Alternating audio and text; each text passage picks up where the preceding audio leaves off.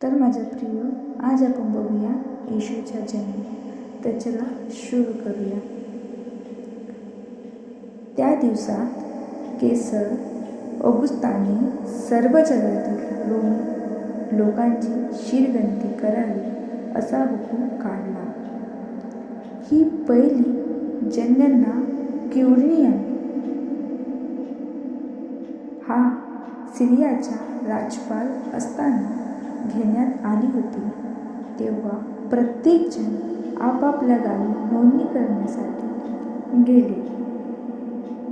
योसेफसुद्धा दाविदाच्या घराण्यातील व वंशातील असल्यामुळे तो यहूदिया प्रांतातील गालिलातील नासरेत या दाविदाच्या गावी बेथलेहेम येथे वर गेला. नाव नोंदणीसाठी त्याने आपली भावी वधू मरिया हिला बरोबर घेतले, कारण तिला लवकरच बाळ होणे अपेक्षित होते. जेव्हा ते त्या ठिकाणी होते तेव्हा बाळाचा जन्म होण्याची वेळ आली आणि तिने आपल्या प्रथम पुत्राला जन्म दिला. तिने त्याला गोठ्यातील गव्हाणीत ठेवले, कारण तिथे त्याच्यासाठी विश्रांतीगृह उपलब्ध नव्हते आणि त्या भागात मेंढपाळ रानात राहून रात्रीच्या समयी त्याचे कळप राखीत होते. इतक्यात त्याच्यामध्ये प्रभूचा देवदूत प्रकट झाला आणि परमेश्वराचे गौरव त्याच्याभोवती प्रकाशले आणि ते अत्यंत भयभीत झाले. परंतु देवदूत मेंढपाळांना म्हणाला, भिवू नका, मी तुमच्यासाठी एक शुभवार्ता आणली आहे, ज्यामुळे सर्व लोकांना मोठा हर्ष होईल. आज दाविदाच्या नगरात तुमच्यासाठी तारणारा जन्माला आहे, तोच ख्रिस्त प्रभू आहे. त्याची खूण ही आहे. बाळंत्याने गुंडाळलेले व गव्हाणीत निजविले असे बालक तुम्हाला सापडेल. अचानक त्या दूताबरोबर स्वर्गदूतांचा एक मोठा समूह त्यांना दिसला. ते परमेश्वराची स्तुती करीत म्हणाले, सर्वोच्च स्वर्गामध्ये परमेश्वराला गौरव आणि पृथ्वीवर ज्याच्यावर त्याची कृपादृष्टी झाली आहे त्यांना शांती असो. देवदूत त्यांना सोडून स्वर्गात वर गेल्यानंतर मेंढपाळ एकमेकास म्हणू लागले, चला आपण बेथलेहेमला जाऊ आणि प्रभूने सांगितलेली ही जी घटना घडली आहे ती प्रत्यक्ष पाहू. ते घाईघाईने गेले आणि ज्या ठिकाणी ते बालक गव्हाणीत निजले होते तिथे त्यांनी मरिया आणि योसेफ यांना शोधून काढले. त्यांनी त्या बालकाला पाहिल्यानंतर त्या बालकाविषयी त्यांना जे काही सांगण्यात आले होते ते सर्व ठिकाणी वेदित केले. मेंढपाळांनी जे सांगितले व ज्यांनी ऐकले ते सर्वजण आश्चर्यचकित झाले, परंतु मरियेने ते सर्व आपल्या हृदयात साठवून ठेवले आणि त्यावर ती विचार करीत असे. मेंढपाळांना जे सांगण्यात आले होते त्याप्रमाणे सर्व गोष्टी घडल्या व त्यांनी सर्व गोष्टी ऐकल्या व पाहिल्यानंतर ते परमेश्वराचे गौरव व स्तुती करत परत गेले. 8व्या दिवशी बालकांची सुता करण्याची वेळ आली. त्यावेळी त्याचे नाव येशू ठेवण्यात आले. हे नाव त्यांना त्यांची गर्भधारण होण्यापूर्वीच देवदूताने दिले होते. मंदिरात येशूचे समर्पण मोशेच्या नियमशास्त्रात सांगितल्याप्रमाणे शुद्धीकरणाच्या अर्पणाची वेळ आली तेव्हा त्याच्या आईवडिलांनी त्याला प्रभूला सादर करण्यासाठी येरुशलेमला नेले, कारण प्रभूच्या नियमात असे लिहिलेले आहे, प्रथम जन्मलेला पुत्र प्रभूला समर्पित केला पाहिजे.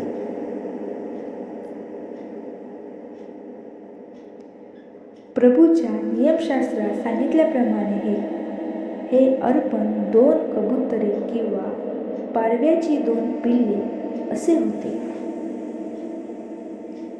एशलेम येथे शिमोन नावाचा एक मनुष्य होता. तो नीतिमान आणि भक्तिमान होता व इस्रायलच्या सातवनाची वाट पाहत असून पवित्र आत्मा त्याच्यावर होता, कारण प्रभू ख्रिस्ताला पाहिल्याशिवाय तुला मरण येणार नाही असे पवित्र आत्माने त्याला प्रकट केले होते. पवित्र आत्माने प्रवृत्त होऊन तो मंदिराच्या परिसरात गेला. तेव्हा आईवडिलांनी नियमशास्त्रात सांगितलेली विधी पूर्ण करण्यासाठी येशू बाळाला मंदिरात आणले. तेव्हा शिमोनाने बाळाला आपल्या हातात घेतले आणि परमेश्वराची स्तुती करीत म्हटले, हे सर्वशक्तिमान प्रभू, तुमच्या वचनाप्रमाणे आता तुमच्या सेवकाला शांतीने घेऊन जावे. मी तुमचे तारण माझ्या डोळ्याने पाहिले आहे, जे तुम्ही सर्व राष्ट्राच्या नजरेसमोर सिद्ध केले आहे. हे यहूदीयासाठी प्रकटीकरणाचा प्रकाश आणि आपल्या इस्रायली लोकांचे गौरव आहे. आपल्या पुत्राविषयी हे बोलणे ऐकून योसेफ आणि मरिया आश्चर्यचकित झाले. मग शिमोनाने त्याला आशीर्वाद दिला आणि बाळाची आई मरियाला म्हणाला, इस्रायलमध्ये अनेकाचे पतन व पुन्हा उठणे आणि ज्या विरुद्ध लोक बोलतील हा असे चिन्ह होईल, यासाठी या बालकाला नेमून ठेवले आहे. यावेळी अनेकाच्या हृदयातील विचार उघड केले जातील व तुझ्या जीवातून तलवार भोसकली जाईल. त्यावेळी हन्ना एक सदेष्टी होती. ती आशेर वंशातील फनुयाची कन्या असून फार वयोवृद्ध होती. विवाहानंतर 7 वर्ष ती तिच्या पतीबरोबर राहिली होती आणि 84 वर्षापर्यंत विधवा होती. तिने मंदिर कधी न सोडता रात्रदिवस प्रार्थना व उपवास करून परमेश्वराची आराधना केली. तिने त्यावेळी तिथे येऊन परमेश्वराची उपकार स्तुती केली आणि जे येशूची सुटका होण्याची वाट पाहत होते त्या प्रत्येकाला त्या बाळाविषयी सांगू लागले. येशूच्या आईवडिलांनी प्रभूच्या नियमशास्त्राप्रमाणे सर्व काही केल्यानंतर ते गालिलातील नासरेत गावी आपल्या घरी परत आले. तो बालक वाढत गेला आणि बलवान झाला. तो शहाणपणाने भरलेला होता आणि त्याच्यावर परमेश्वराची कृपा होती. बालक येशू मंदिरात येतात.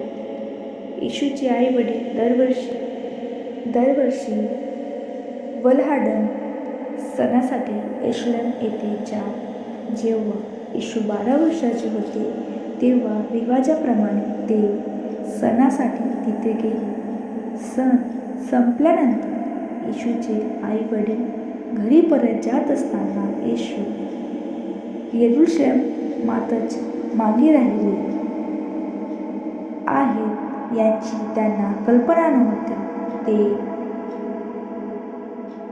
पण त्यांना ते कुठेच सापडले नाही, म्हणून ते त्यांना शोधण्यासाठी परत यरूशलेमला गेले. 3 दिवसानंतर त्यांना ते मंदिराच्या परिसरात सापडले, शिक्षकामध्ये बसून आणि त्यांचे ऐकून त्यांना ते प्रश्न विचारत होते.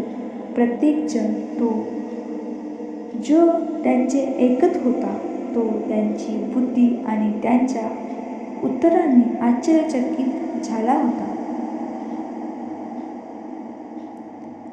त्यांना पाहून त्यांचे आई वडील विस्मित झाले.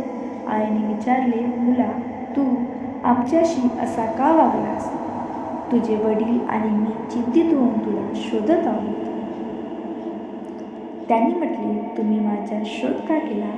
मी माझ्या पित्याच्या घरामध्ये असावे हे तुमच्या लक्षात कसे आले नाही? परंतु ते त्यांना काय सांगत होते त्यांना समजले नाही. नंतर ते आईवडिलांबरोबर नासरतला आले आणि त्यांच्या आज्ञेत राहिले.